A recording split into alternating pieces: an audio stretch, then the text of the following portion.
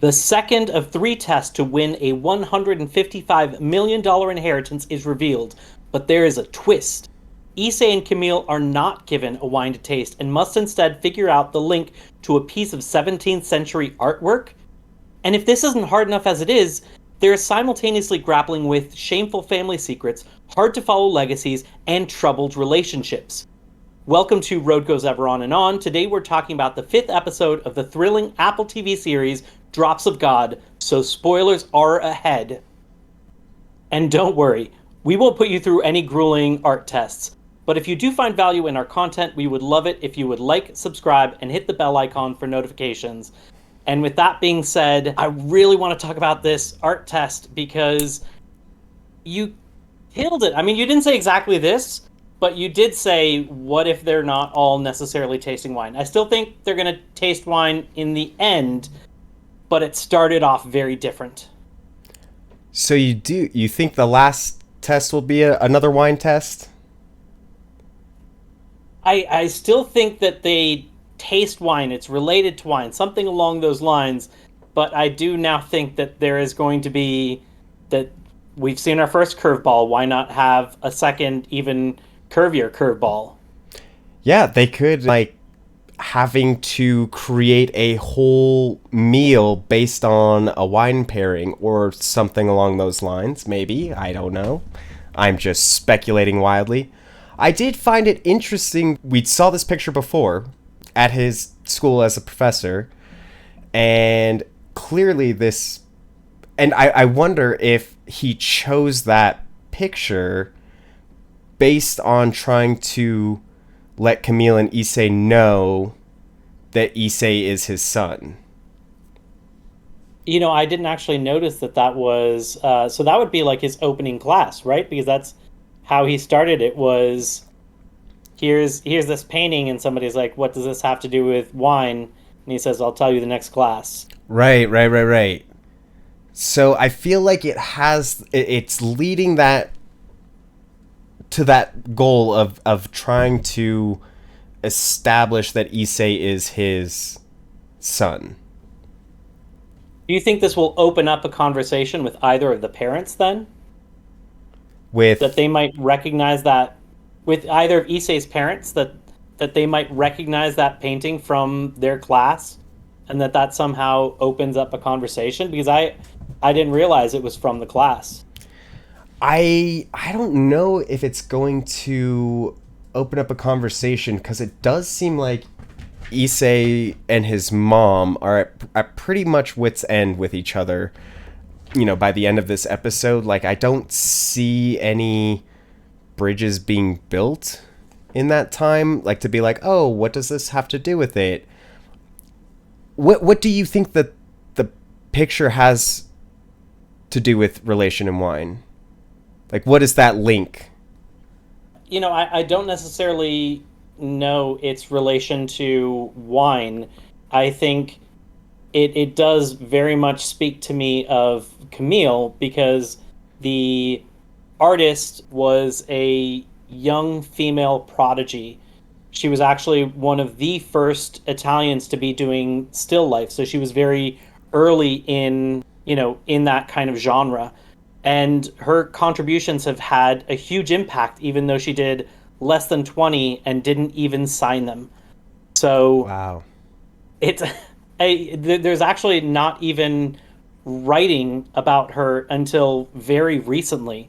So it's not been until kind of a recent resurgence of these paintings that people have really realized her contribution in the art world. So to me, she was recognized at the age of 12 as a prodigy. So, that to me, it's like young prodigy, female.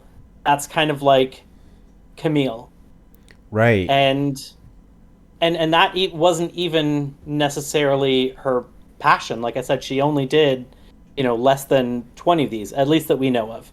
Right.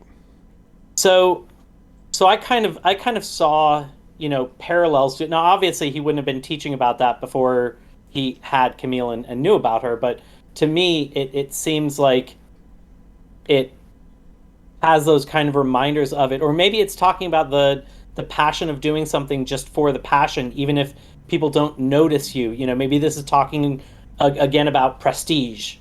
It could be that. Right. But I do also like the connection with the Tomines as far as they they took this class where he talked about it. So I kind of see connections with both sides, and it's Right. possible that just opens up conversations. Maybe with like Issei and his dad.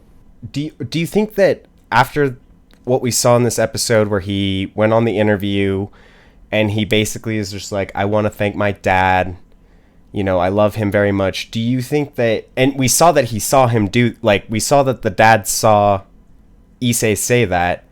Do you think that he is going to come back now? Or do you think he's basically like, I've, don't come find me? I I definitely think they'll meet back up at some point. I don't know if that was quite enough, but I definitely think that was pushing him in the right direction, and showing that he is appreciated and he is loved, Right. which is something that I think he showed a lot of, but he didn't have any of that showed back to him. Yeah, and I do find it really sad, when Issei confronts his mom about his dad leaving, you know, he could easily point to his mom being the reason that he left.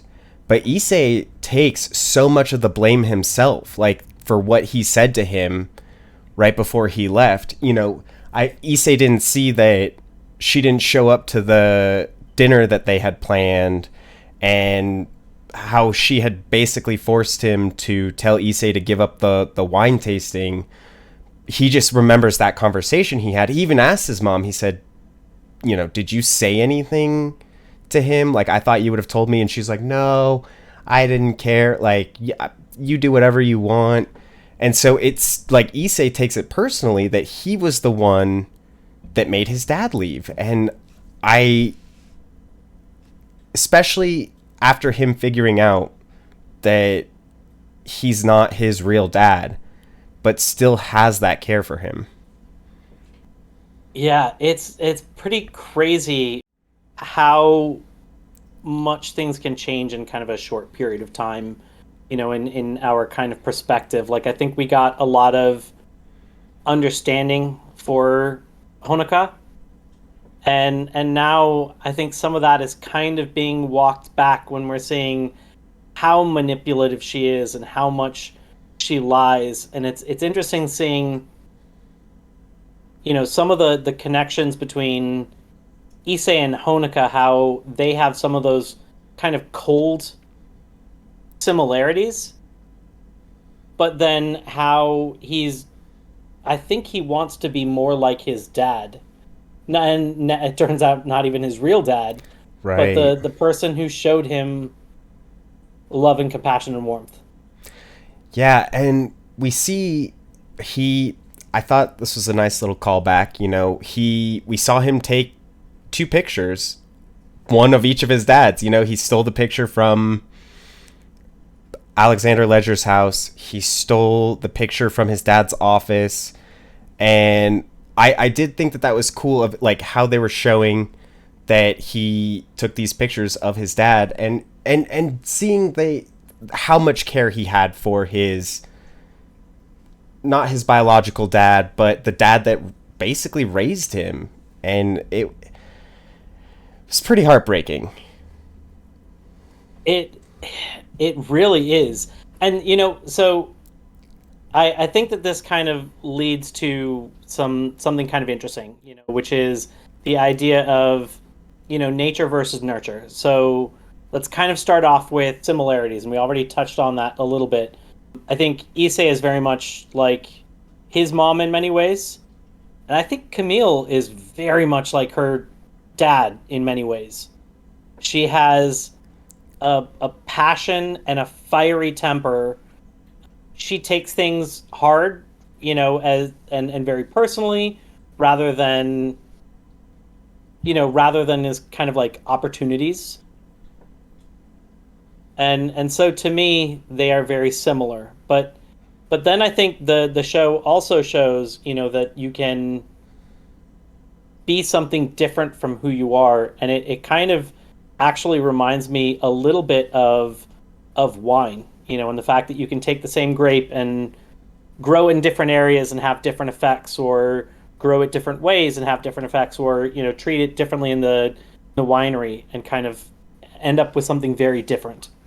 So what you're saying is that a drop from a grape that is produced in France and a drop from a grape that is produced in Japan could be two totally different people based on the climate that they were raised in, just like wine?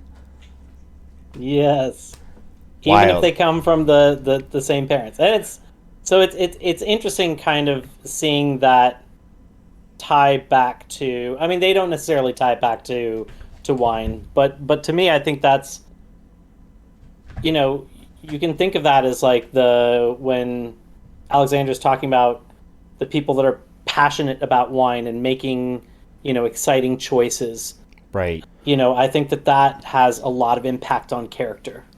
Yeah, and I do really feel like this episode did a really good job of showing the similarities between Camille and Alexander, and even something that they touched on in the very first episode, when she's going through his study and you see that she pans over his guides, and she wrote a book, so they both have that, like, other than just wine tasting, which it seems like his offspring are really good at being able to tell wines apart.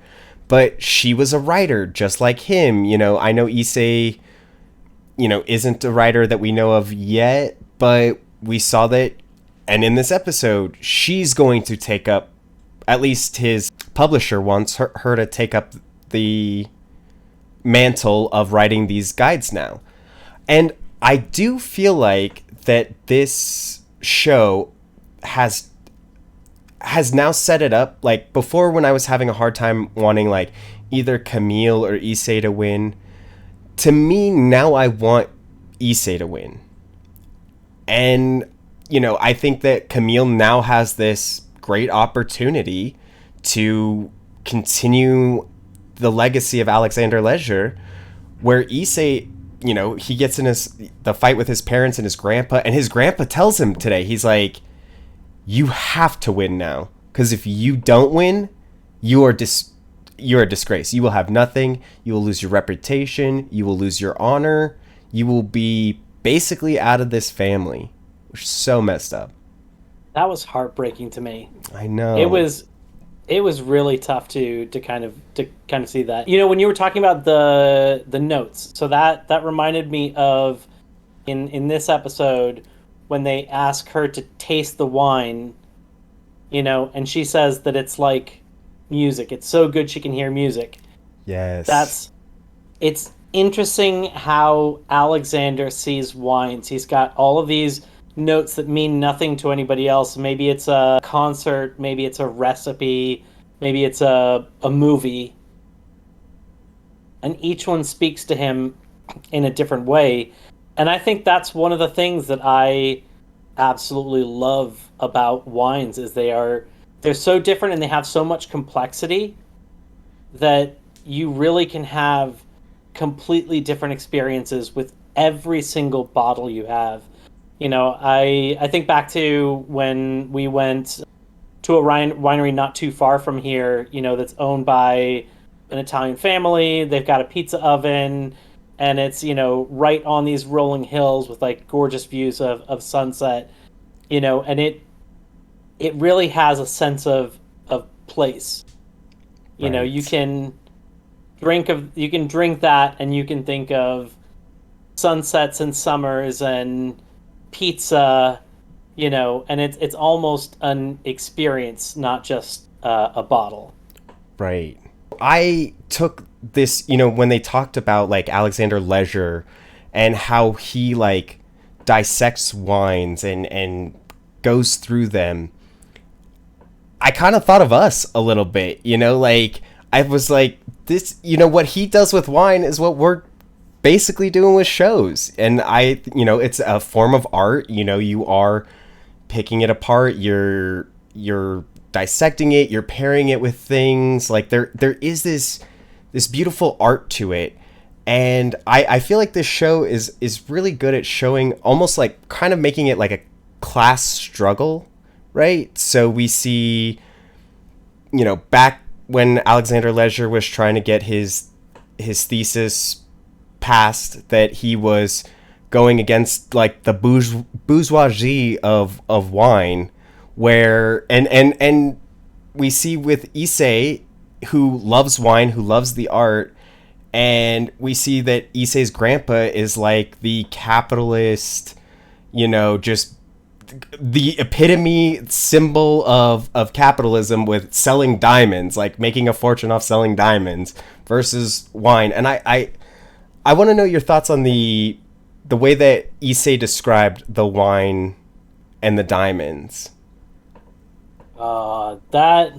It's interesting because he actually made diamond sound amazing. Yeah. Because I don't remember exactly what he said, but it was like one of the words was eternal, and I think the other thing had to do with not having imperfections. Yes, invariance is what he said. Invariance and so eternity.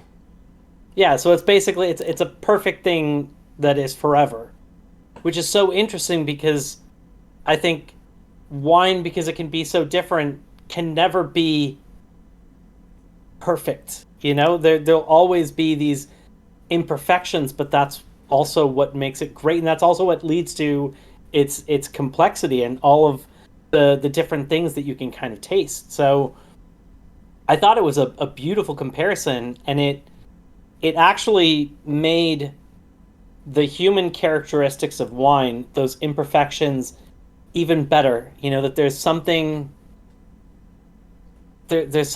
not that great about something that's just always perfect, always forever. Right, and that's like always forever. Wine is fleeting, like the lineage. That grape is almost off extinction. Like that bottle that was made from that company or that winery, they don't even exist anymore. They're not being made anymore. Like there are end dates to certain wines, certain vintages, certain estates where diamonds are forever. Like after everybody's dead, every diamond will still exist here. Right. And I think one of the reasons we're getting very philosophical here, but the show does have some of that in it. Part of why we appreciate life so much is because it's fleeting. If I don't want to spoil a show I love, but there's a show where they do get into what happens if you could just go on forever, and whether or not that would become just stupefying and actually become so bland. Like you can do absolutely everything, but then at some point it doesn't mean anything, and you've done everything, and now you're just kind of bored. You're there. And I think that so much of the joy that we get has to do with the fact that there is an end date. Right. And so much of the difference in that we get to appreciate in each other is because of all of these imperfections, because we're not all, cookie cutters, absolute part, like things of perfection. Like that's what makes everything amazing. Right. Or what makes us amazing. Now, I do have some things to say that are not perfection about this show. To me, okay, overall, I will say I do really like this show. I think it's very good. I think they do a lot of things right, as we've said before. I do have like certain things I have like a problem with, where, your prediction, and this could come to fruition, so this one I'm not fully against, but like the office partner with Issei. They've shown it multiple times, but we're already 5 episodes deep, and nothing has come of it. We haven't really seen anything from that. And the main thing that was like really getting to me is the incident that Camille had, or the affliction that Camille had, where it seemed like this was going to be like the big hurdle she's going to have to get over to be able to compete in this competition, and then in the second episode it was completed, and then it's like it's not really talked about again. You know, she was very sensitive, like not eating a bunch of things, and like in this episode she was drinking a beer casually. So I feel like it seems like there was so much to do with it. You know, we had her go to the doctor, she got scanned, it seemed like she wasn't going to be able to compete, and then she can drink and we don't talk about it anymore. And you know, maybe there could be a moment coming up in the next episodes that go deeper into it, but for something that seemed like such a big thing, a big trial or tribulation that she had to go through, to just really be a couple things in the first couple episodes and then we just don't talk about it again. I can see that. So I'm the first one, I'm definitely bummed about that, because I feel like there's a character there. Right. There's a character there. I want to see her. I don't know where she is. I want to see her. You know, because there was so many details on the person's desk. Right. And then Post-it notes twice. Like, this is, you know, a fleshed out person. We'll see what. I still have hopes that maybe that's more of like a season 2 thing, and they're kind of like teasing it out and, you know, putting in the legwork for it. We'll see. But the second one I'm okay with, and here's my reasons why I'm kind of okay with this. So I think the doctor did say that the issue was psychosomatic. So it wasn't a physical affliction, you know, like an allergy. Right. That, you know, you can just like change how you think and it's fixed, you know, like that's a physical thing. So this had to do with a trauma. And when she confronted her memories and found out that the trauma was her fault and not somebody else's, you know, this wasn't something that was done to her a long time ago. It was a choice that she made, and she couldn't blame other people for it anymore. Well, but she was having the affliction before that happened. So, like, she came to terms with herself, like, that was the straw that broke the camel's back. But even the mom was yelling at her before then, that, like, we saw the first time she drank the wine, like, by herself. But her mom was saying that she was having this problem before. So I felt like it just... And again, there could be another episode where we see young Camille and what actually brought that affliction on her. It just seemed like it was going to be more of a hurdle that she was going to have to go over, instead of it just being like that over that quickly. Yeah. So what I did actually end up liking, making that choice of setting things up to be kind of bigger than what you expect, is I think it allowed the show to be very different from what I kind of expected from the trailer. Like a lot of the trailer, it does show some footage from later on. Like there's definitely a scene where they're eating nice food together. Right. But that's not really telling you anything about the story. So I don't think that's really kind of changing your perception. But I think kind of my thought was like, they're going to have to taste 3 wines. You know, we didn't know about this curveball with like the art. Right. And how is she going to get past the fact that she can't actually taste wine? You know, so it kind of set us up to be thinking of one thing, and then allowed us to go into basically the rest of the show kind of blind and just have to enjoy it for what it is. You know, it kind of feels like the opposite of some huge big budget movies where they're so desperate to get you into the theater to pay the money to see it that they'll just show you all of the cool things so that you're like, oh my god, I have to see it. Right. And then you go into the theater and you're like, I guess I already saw this movie. Right. I will say overall, I am enjoying the show. Like, I think it is a very well done show, and it is good. You know, and like we've mentioned before, I do think it's genre bending. I do feel like this episode was kind of like a detective episode a little bit. You know, Issei trying to figure out, you know, put the pieces together. Now, I mean, another thing I kind of didn't like was that the interpreter knew, which I understand how they make it so that she knows, right? You know, she's the interpreter, she's the fly on the wall, like, people just kind of forget that she's there. Like, how she would put it together that he's the father of Issei is what I don't understand, because it seems like after he got fired is when they started having their affair. So, like, that's some, like, she's making some connections. She's like, oh, yep, that's totally her baby, or his baby, you know? Maybe he didn't completely speak Japanese yet, and so even after, you know, working there, they needed her as a translator still, and so she was going to the hotel rooms. I mean, You know, maybe they didn't show it. It did show that anytime that they interacted, not in school, they were speaking English to each other.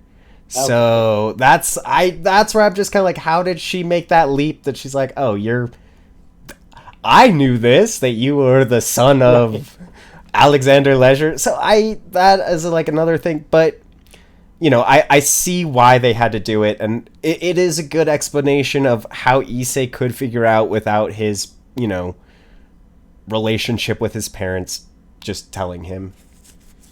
no, I can definitely see that. You know, you make a good point about the relationship really developing after, you know, he's been fired, and it did, however, like I did like how it ended up paying off in the scene where he's talking to the translator, and the translator said something about, you know, it was like he was teaching the class to her, or giving Right. the class just for her. And there's an awkward pause, and then Issei says, like, he was a student. Right. And then there's another pause as he's kind of absorbing I did like the ramification. the build up where she basically said, you know, But it doesn't make sense. right. Well, they were so in love, you know, and he thinks he's talking about his real dad, or his dad that raised him, and I liked how they built it up and how Issei found out about it, but maybe didn't make the most sense. It's okay. Overall, the show is still great. Like, I just want to say, and I'm sure that you agree with me, that Miyabi and Lorenzo are great. Give me more. Give me a spin-off. You know? Yes. I would love to see the Throw in shenanigans. Luca. Oh, yeah. Just a show about Luca's restaurant where Luca is running it. It's like The Office, but it's a high-class wine restaurant. Luca's not bumbling idiot. You know, we got Miyabi, we got Lorenzo. I would love that show. Lorenzo and Miyabi's relationship is just phenomenal. Lorenzo is probably my favorite. And then his relationship with Miyabi, I think she's a really good foil for him, and so it makes that extremely endearing. Great combo. Love them in there. There was one last detail that I did want to say that I really kind of liked, that I thought was interesting, and kind of goes back to something we said about how beautiful life is because of death. So Right. I completely forgot to talk in that painting. That painting is a series of 5 paintings that all have the same fruit in about the same position, and just some minor differences. Maybe there's leaves on this one, maybe the position of these 2 things are kind of switched. The one big difference with this painting compared to the others is, instead of a flower, there is a locust. I did see that. And the interesting thought about this, you know, there's not documentation, so this is kind of up to interpretation, but, you know, still lifes generally show life, you know, like it is fruit, it is fresh fruit, it, you know, oftentimes will show it's ripe, you know, so it's in like the prime of its life. Sometimes it's cut open, you can see the seeds, you can see the juice, like it is very representative of life. And while a grasshopper is literally a living thing, I mean, it's an animal. It also, the locust is more indicative of death, especially from that time Right. period. It generally is, alludes to like the plagues in the Bible. Right. And so it kind of is, might be referencing life and death in that tiny little detail, which kind of then goes back to like imperfections and the, Right. finality of life and the fact that not everything goes forever. Kind of a interesting perspective. So that picture, that painting could basically just be the whole representation of Alexander's view on wine and its contribution to the world in a way. Maybe. Yeah. And that's kind of the way that Issei described wine in comparison to Right. diamonds. By saying that diamonds are perfect and forever, he's implying that wine is not perfect and not forever. Fleeting, fleeting. Yeah. Right. I do have one last question. Okay. How do you think Camille is going to react to her new brother? Oh, that's right, because that was another kind of heartbreaking scene when he got out his phone and he paused on her name. She's a pretty passionate person, and Right. I don't think she's necessarily going to take it well at first. I could see that. I could see that. Now, do you think that... Okay, so we found out last episode. Issei found out this episode. What episode does Camille find out? Is it going to be the last episode? Is she going to find out the next episode? I mean, we only have 3 episodes left, but is it going to be sooner or later? I could see it being kind of teased out over the next 2 episodes, where there are some moments that they're together where he maybe could, but because he's a cold person, he doesn't quite connect and open up about that, and maybe it comes out in the episode after that. So we have some of those kind of tense moments, because this show once again has an ability to create tension with rather mundane material. If you kind of think about what it is that we're dealing with, like wine and tasting wine, they create these compelling stories. They have great music. That Yep. was another thing that kind of happened this episode, where there's like, we hear that fast-paced music, and then it stops at the exact right moment to like really punctuate something. Right. So I have a we'll theory. see. I have a Okay. theory. I think she's going to win the next test. Issei's not going to tell her. She's going to find out before the 3rd test.